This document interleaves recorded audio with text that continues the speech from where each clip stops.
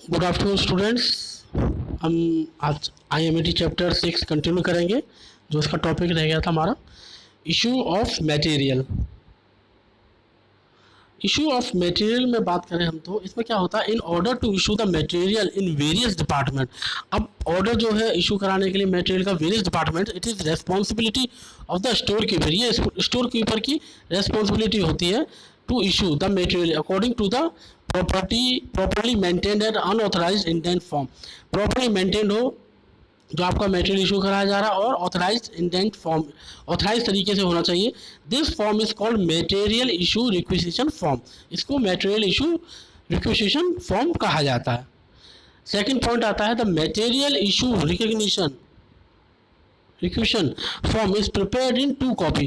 जो material issue का requisition forms है वो 2 कॉपी में बनता है और साइंड होता है फोरमैन और manager.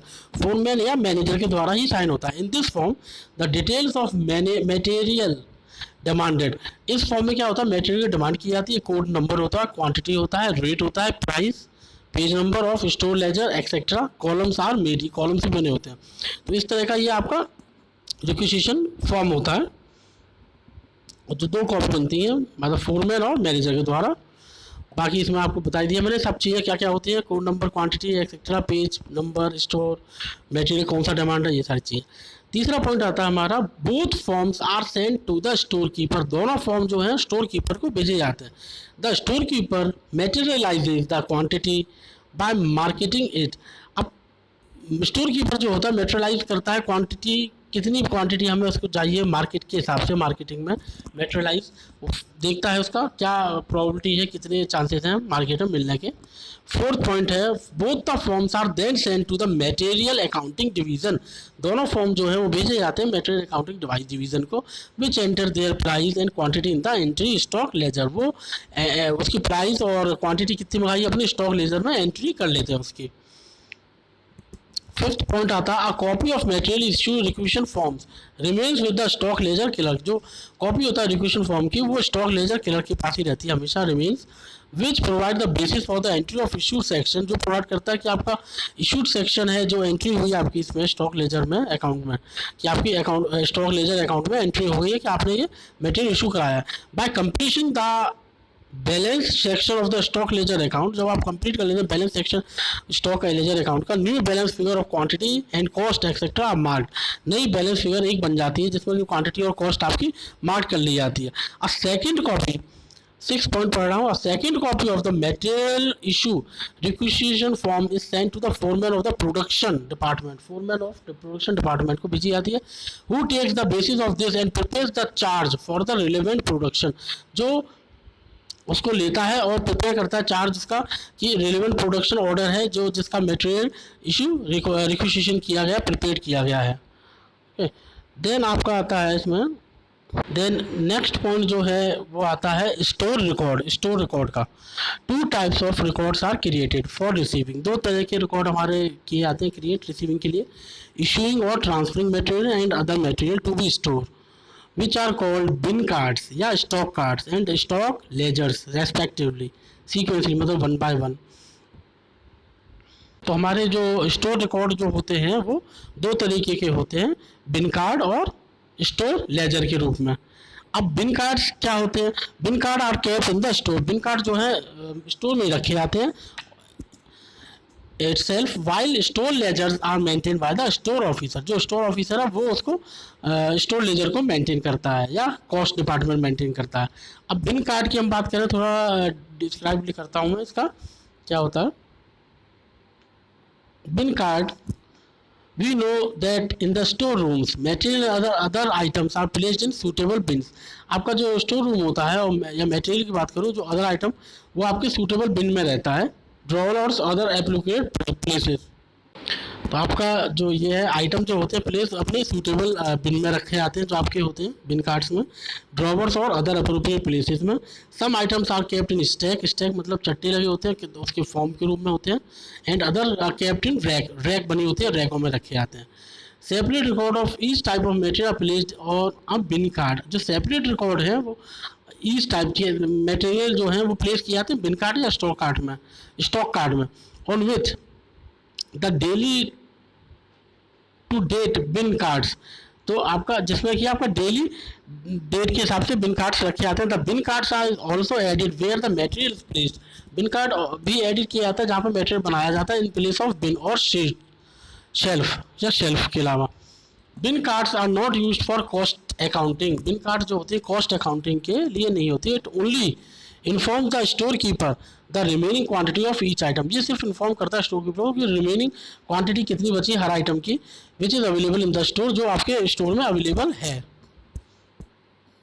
The bin card must be made in copies, bin card जो होता है वो कॉपी में बनता है।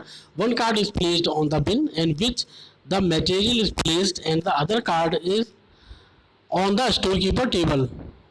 तो इसमें हमारा बिन कार्ड का क्या रहता है, बिन कार्ड जो दो copy must be made in copy में बनता है, जो अब मैं आपको नीचे डायग्राम दिखाऊंगा इसका figure. It only inform one card जो होता है वो बिन के रूप में होता है, placed on bin in which the material is places and the other जो कार्ड होता है वो स्टोर कीपर टेबल पर रहता है, which provide instantaneously information about the remaining volume of the in hand material, in hand material कितना है वो सारी इन्फॉर्मेशन उसमें बताते हैं। Bin card are used in material accounting division to check stock ledger accounts, bin card जो होता है वो यूज होता है मटेरियल अकाउंटिंग डिवीजन में जिससे कि चेक कर सके स्टॉक लेजर अकाउंट्स को। In addition to the receipt of material and the details of the issue on the bin card, the following information enhances it useful। तो हमारा ये बिन कार्ड किस तरह से यूजफुल होता है, हमारा maximise and minimum quantity of material exchange, ठीक है, मैक्सिमम और मिनिमम क्वांटिटी कितनी कम मटेरियल एक्सचेंज हमें हो रही है। दूसरा the general quantity of item to be procured for purchase, जो जनरल क्वांटिटी ऑफ आइटम जो हैं और जो लेने हैं परचेज के लिए वो सब चीज़ें इसमें बिन कार्ड में पता चलता है। When required to order the purchase of such material or item in advance its initial level maximum minimum पर बात करें should be displayed on the bin card, ये सारी चीज़ें आपकी बिन कार्ड पे दिखाई देनी चाहिए कि कितनी रिक्वायरमेंट है मटेरियल के एडवांस में, so that the material can be received within time, जो मटेरियल जो आना है वो समय पे आ जाए। Issuing the purchase order of the material, जो इशू करेगा परचेज ऑर्डर जो बनाएगा वो मटेरियल समय पे आ जाए। The reliability of the bin card is checked by the store inspector, जो रिलायबिलिटी विश्वसनीयता है इसकी जो सही है चेक किया जाएगा बिन कार्ड को वो स्टोर इंस्पेक्टर के द्वारा हो जाएगा। To ensure that they are being maintained properly, कि वो मेंटेन प्रॉपर्ली कर रहे हैं, चेक इंस्पेक्टर द्वारा हो, जिससे कि स्टोर कीपर की पता चलेगी कि वो इसको स्टॉक में मेंटेन सही से कर रहा है और बिन कार्ड उन्होंने प्रॉपर्ली मेंटेन किया हुआ है और बनाया है। If there is a shortage excess of material then its information is prepared, अगर देयर कोई शॉर्टेज या एक्सेस में है, कम है मटेरियल, तो इन्फॉर्मेशन बनाई जाती है। अब इसकी बिन कार्ड आप देखेंगे तो ये इस तरह के होता है। 6.7 में आप देखेंगे show the typical form of bin card या स्टॉक कार्ड, बिन कार्ड कह दो या स्टॉक कार्ड एक ही बात है। आप देखना इसमें बिल नंबर है, मटेरियल है, कोड नंबर है, स्टोर लेजर है, maximum quantity, ordering level, minimum quantity कम से कम कितनी, मैक्सिमम ज़्यादा कितनी, date, quantity received, quantity issued, balance, remarks, ये सारा आपका बिन कार्ड है, इसको बिन कार्ड बोलते हैं। अब देन हमारा नेक्स्ट पॉइंट जो आता है स्टोर लेजर के लिए आता है। Store ledger is similar to a bin card, store ledger भी बिन कार्ड की तरह ही होता है। The only difference being that entries like the bin card as well as the value of the item are marked in it, आपकी entries जो हैं और जो वैल्यू है वो मार्क्ड होती है उसमें। मैं भी दिखाऊंगा आपको, डायग्राम में नीचे दिख रहा है। Store ledgers are usually of open page or card type, in this an account of each item of store material is displayed, सारा आइटम का आपको दिख जाता है उसमें। The store ledger account is maintain by separate material account department of the store keeper itself in a small establishment, ठीक है। तो स्टोर लेजर जो अकाउंट है वो मेंटेन करता है सेपरेट मटेरियल अकाउंट का डिपार्टमेंट या separate material account department maintain करता है इसको। अब आप देख रहे होंगे इसमें फिगर 6.8 में स्टोर लेजर अकाउंट में आप देख रहे हैं material code, folio, bill number, maximum quantity, minimum quantity, ये सेम आपका बिन कार्ड की तरह है इसमें। देन आता है ऑर्डर्ड, रिसीव्ड, ये थोड़ा सा इससे डिफरेंट है बिन कार्ड से, ऑर्डर रिसीव्ड वगैरह में। देन आता है आपका इशूड और बैलेंस, ये सारी चीज़ें आती है कि आपको इशू कब हुआ है और बैलेंसिंग कितना बैलेंस है। तो ये आपका ये स्टोर लेजर अकाउंट है। नीचे इन्होंने वो बता रखा है Q for quantity, PO number, purchase order number, D date of expected, R number का मतलब रिक्विजिशन नंबर, ठीक है। The entries in the order section the store ledger account are the time when a copy of order is received from the purchase department. जो आपका entries जो है order section की, store ledger की बात करूँ तो उसमें आर द टाइम वही होता है, वो समय होता है जब कॉपी बन रही होती है, ऑर्डर रिसीव की कॉपी मिल जाती है फ्रॉम द परचेज डिपार्टमेंट से, तो ये एंट्री तब उसकी की जाती है। When the material is received and check, जब मटेरियल आपका रिसीव हो जाता है और चेक हो जाता है, the entries are marked in the received section. अगर आपके मटेरियल रिसीव हो जाता है और चेक हो जाता है तो एंट्री जो मार्क हो जाएंगी रिसीव्ड सेक्शन में, which is prepare from the report of surviving department. जो आपका प्रिपेयर किया जा रहा जो सर्वाइविंग डिपार्टमेंट वहाँ पे है इस समय मौजूद, जो इनवॉइस के द्वारा। The entries in the issued section, जो एंट्री हो रही है इशूड सेक्शन में, are made from the material requisition slip. जो एंट्री वो हो रही है वो इशू सेक्शन आर मेड बनती है मटेरियल इक्विजिशन स्लिप से द्वारा, which is obtain from the store keeper, जो स्टोर कीपर के द्वारा मिलेगी after he has made the material in various department. उसके बाद वो बना देता है मटेरियल फॉर वेरियस डिपार्टमेंट के लिए, वो सेंड कर देता है। Marketing and sales next topic है हमारा। नेक्स्ट टॉपिक आता है marketing and sales. Marketing and sales have become an important topic in today context. अगर मार्केटिंग और सेल्स की बात करें बहुत इंपॉर्टेंट टॉपिक है हमारे टुडे कंटेक्स्ट में। This topic covers all the activities of market and sales which are necessary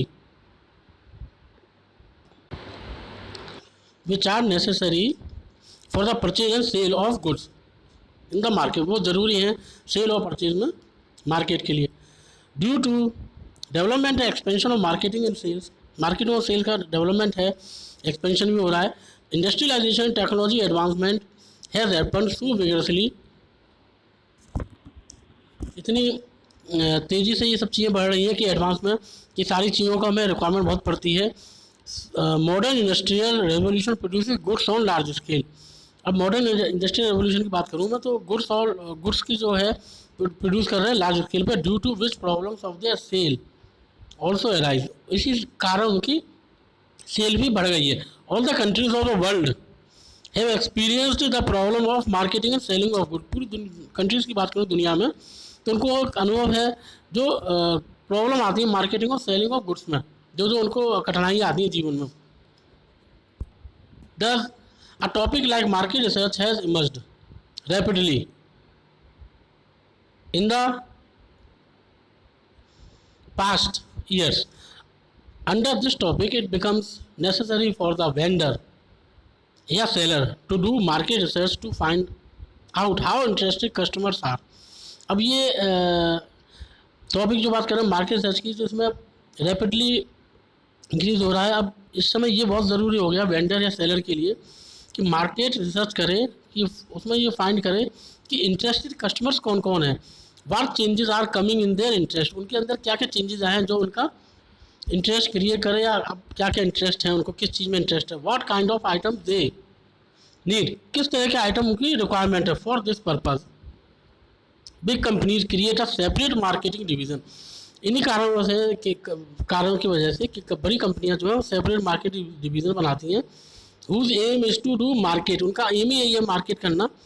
survey and market research, survey और मार्केट रिसर्च करेगा टू फुलफिल दी ऑब्जेक्टिव, सारी ऑब्जेक्टिव फुलफिल करने के लिए। New management area has emerge, नया management area आया है, उभरा है, which is called marketing management, जिसको मार्केटिंग मैनेजमेंट कहा जाता है।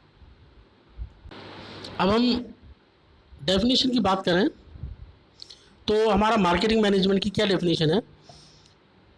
Marketing is the performance, second line, of the business activity that direct the flow of goods. Marketing जो है एक परफॉर्मेंस है बिजनेस की जो एक्टिविटी करती है direct flow of goods and services from the producer to the consumer या on end user. Producer या कंज्यूमर से लेता है। It is the process of getting right product to the right place, right product को right place पर पहुंचाता है in the right quantity at the right price and right time.